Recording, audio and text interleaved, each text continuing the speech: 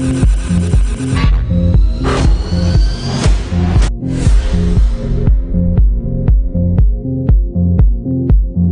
to the one-on-one with Kemi Dube. That's why they close. They quickly take the uniform off because they are vulnerable. There is no way, from the layman's point of view. Thank you very much, Kevin. To come and do their wire fell down and their what the R Mr. V in master manager called Yakap from the Titikapi became a worse godfather than every other.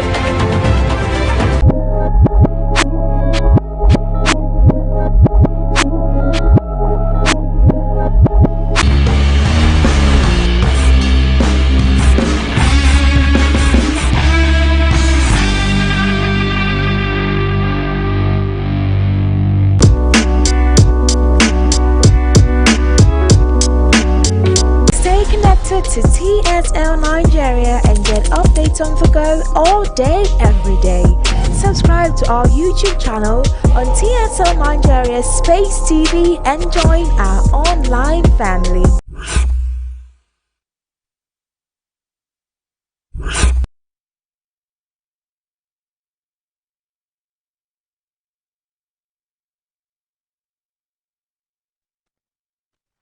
Nigeria heavily depends on the oil industry for its budgetary revenues, but however, agriculture is still predominantly the mainstay in Nigeria. Over the past few years, agriculture has greatly improved with the introduction of modern implements and its use for farming. Today on The Breakfast Show, we will be speaking on the business of agriculture, and we have an expert with us in the studio, Mrs. Uyi Umagbai. She is the consultant, Edo Food and Agriculture Cluster at Edo Jobs. Good morning, Ma. Good Thank morning. you very much. She just looks like us. Like that youngish feeling. Yeah. We're young. Yeah, please. I love Thank you. It's so good to have you. Same here. It's good to be here. Can you just tell us a little bit about yourself? Oh, okay. My name is Uyi Umagbai. Okay. I'm from Edo State. I head the Food and Agriculture Cluster together with Edo Jobs. I work with Edo Jobs. And Edo FAC, as we fondly call it, that's the acronym for Edo Food and Agri Cluster, is the component, the agri component for Edo Jobs. And you know what Edo Jobs does? We are creating jobs, basically. Okay. Okay. So just to start off with the with our topic, the business of agriculture. How do we, young people these days are more concerned about, the internet, want to surf the net and all that. How do we get young people to get involved with agriculture, seeing that there's so much that can come out from agriculture? Absolutely. It is not hidden. We all know that young people these days are not attracted to agriculture. It's not attractive, not because it's not lucrative in itself, but it is unattractive because young people can't just stop seeing the mundane agri practices that their parents practiced. So over time, they look back, even when they get interested in doing agriculture, they look back and they see, oh, what my father did wasn't attractive. I don't want to go there. It is dirty. It's a sign of poverty. It goes nowhere. It leads nowhere. I'm not attractive to other people. People look down on what I do. So young people are not really enthusiastic. But that doesn't mean that they're not interested in the food business, because they recognize the business part of it. Farming is business. That's why there's so much funding, international funding, resources have gone into agriculture as business. So getting young people to be interested is what we are totally about. Now, we do that by exposing them to tech part of agriculture. For instance, I don't know if you've heard about soilless agriculture. Hydroponics is a type of agriculture that uses substrate, not soil, the traditional soil planting. So instead of using the traditional soil to plant, people can now use substrates. Substrate can be anything ranging from the shaft of coconut barks and anything, foam, whatever, as long as it can provide the plants with the nutrients they need. Because we've realized that, plants don't eat the soil. Sure. They just take what is valuable in the soil, and that is what is important. So, the white man says, hey, they don't eat the soil. They take what is in the soil. So if we put in something into the soil, the plants can actually get the nutrients it needs. Yeah. So they've come up with all kinds of interesting ways to make agriculture not dirty, trust me. So those are some of the ways we're promoting agriculture, to say, look, it doesn't have to be dirty. It doesn't have to be. And trust me, it is lucrative. It is lucrative. Very interesting. Yes. Okay. That's amazing. Now, agriculture is a very broad field, pretty broad, and I would want to know the areas in which Edo Jobs focuses on. Do you focus on fish farming? Do you focus on poultry? Do you focus on other part of agriculture that you know that the Edo state as a whole is targeted to have products that will come from these areas of agriculture? Okay, for EdoFac, right now we're focusing on aggregation. Aggregation is basically aggregating food products. For instance, we have 18 local governments here in Edo State. So at the Edo Central part of it, from Uhonde down to Edo South, you find produce like cassava in excess, you find pineapples, you find plantain, watermelon in excess. That's just Edo South, Edo Central. If you go up north, it's different. You have groundnuts, you have rice, so we just try to get these farmers into cooperatives, and we say, okay, what do you produce? What do you produce? And then we get merchants, food merchants, the likes of ShopRite, and merchants from all over Nigeria. And we say, come to Edo and patronize our farmers. So those are just a few of the products. Gari is off the chain here. So they come, they buy gari in bags and trailer loads, and then they send to other parts of the nation. Just trust me, that is one part of the food chain that young people can actually, you're not the one doing the farming now. You're just acting as a middleman between the farmer and the departmental stores. So all you do is, come to us to say, I want to buy plantain, for instance, in bulk. We link you up with the farmers. The farmers sell to you at very, very ridiculously cheap rates, because you're buying directly from the source now. You buy from them, and then you do your transportation back to wherever you want to. That's aggregation. Okay, that's really cool. So speaking of this that you've just spoken of, there has to be a structure on how to go about it. So what is the structure? How do you get the young? I don't know if you focus mainly on the younger people, but if you're focusing mainly on the younger people, how do you get them to? How do you create the structure that everybody is actually involved and nobody feels left out? Oh, we use social media. Okay. We use social media because everybody's on their phones these days. So if you want to get the young people, you have to be in their phones. So we use social media, we use traditional media, TV stations, radio shows, social media influencers, just name it. So word of mouth, very important, especially in this part of Nigeria. Word of mouth is very powerful. So, and then when we have programs as an agency, Edo Jobs programs, we also promote what we do. So aggregation is just one of them. We do processing. So we have machines already provided by the government at our center at Eho. Now these machines are just there. You are free if you're a processor and you say, okay, I like to process gari. I know how to do it. I have the know-how. Even if you don't know, if you don't know how to, you can come and get trained. You'll be taught. You process the gari, take it out, and go and sell. It's for you. Nobody's going to ask you for your money and all of that. So we do that for cassava. We do that for palm oil.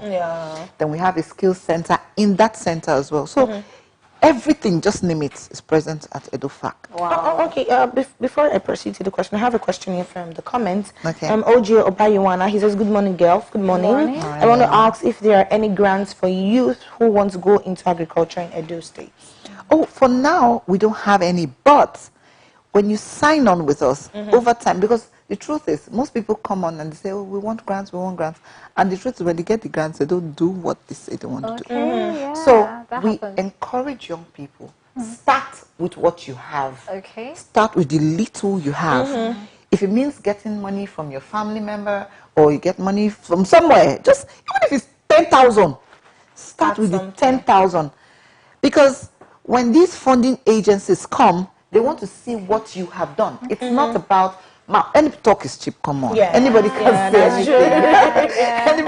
Anybody can say anything. True. And trust me, people, we have credibility issues. Exactly. By the time you give them money, which is available by the way, but we want to see what you have done first. Okay. I want to be sure we're dealing with the serious ones. I want to ask, I know we have the Commissioner of Agriculture and we have the Senior Special Advisor to the Edo State Government on Agriculture. So how do you work with these officers to make sure that all of the plans that Edo FAP has is achievable and is carried out? Oh yeah, we have to work with them. Now, the Ministry of Agriculture is a parent ministry to us. So every time we try to, when we have programs, for instance, we liaise with them to let them know, okay, this is what we're planning to do. Of course, we need you to come on board. We need you to do this with us. We can't function alone. We work hand to hand and we work together, definitely. Okay, so also speaking of working hand in hand with the state government, are there other international bodies that you get involved with? Well, could you talk about this? Oh, sure. Right now, as an agency, Edo Jobs, we're in talks with MAID. MAID is Market Development for Niger Delta. Okay. A DFID funded program, UK. We're also in talks with GIZ. GIZ is a German corporation that's funded by the German embassy. So those are a few of the international organizations that work with Edo Jobs in funding some of our programs and all that. What are the challenges you're facing so far as a consultant? Because you've been talking about the beautiful side, you know, the people you've been working with, the bodies. And I know that agriculture is very challenging. Very, very challenging. And from some of your answers, you mentioned some challenges. So just talk about the ones that just make you sit and say, oh my God, I'm really doing this. Because, you know, you're dealing with young people and it can be very... very challenging. Why you say very, very challenging? Why you say very, very challenging? What's the very? We know our kind of people. Our energy is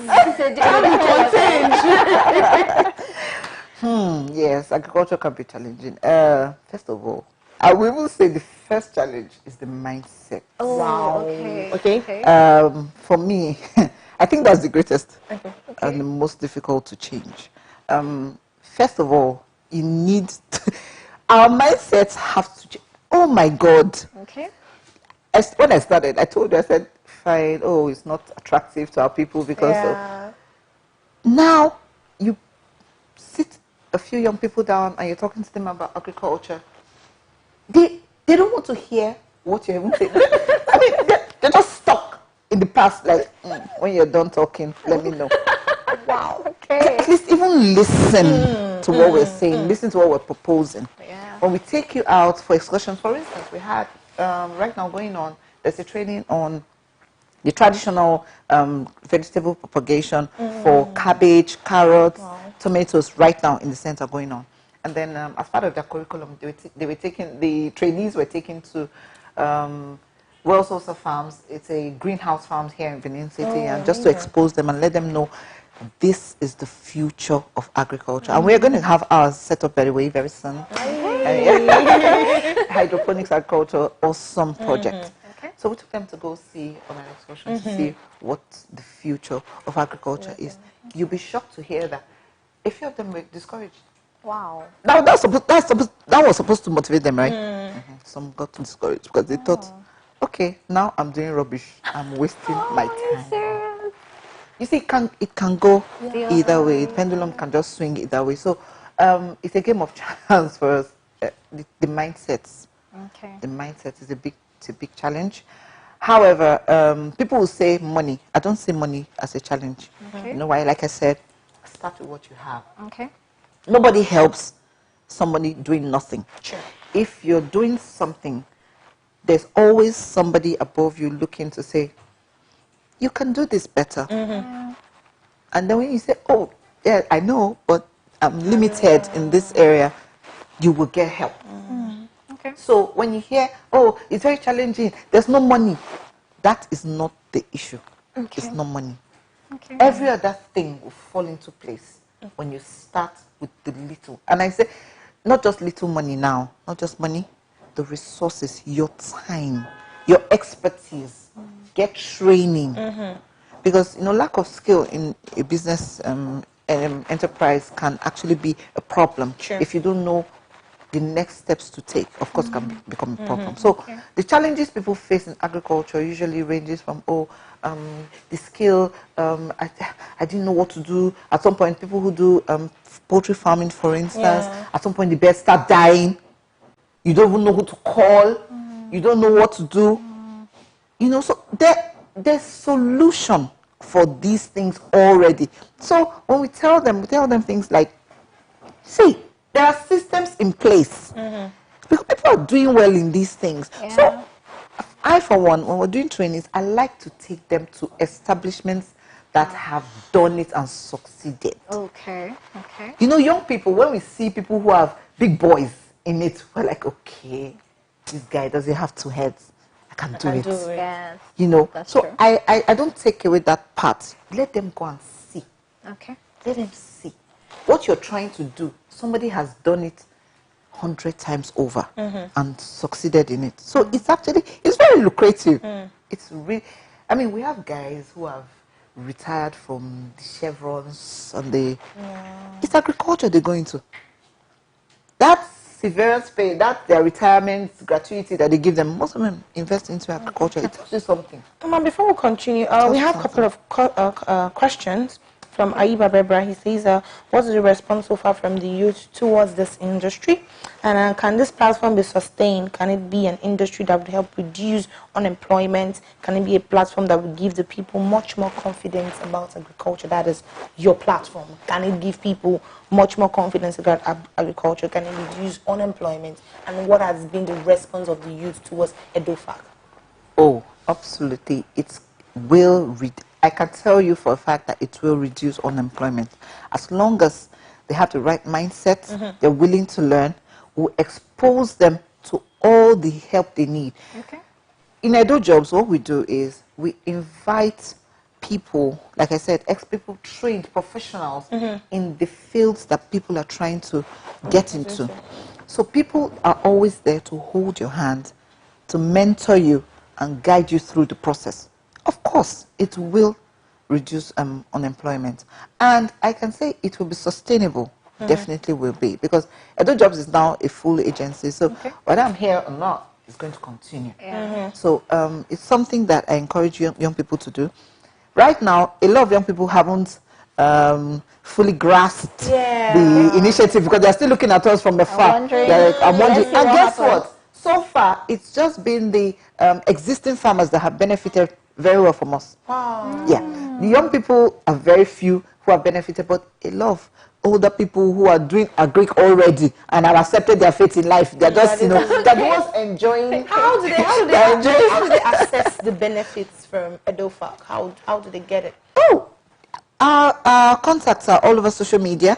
We are online. We do word of mouth, like I said, physical one-on-one contact with people. Edo Jobs. Just contact us through Edo Jobs. So I was going to say, you seem to have a lot of examples and all that, and we could see that you're making progress. Would you say that this has been a success in terms of progress? Oh, sure. So far, so good. Oh, sure. Absolutely. We've reached about...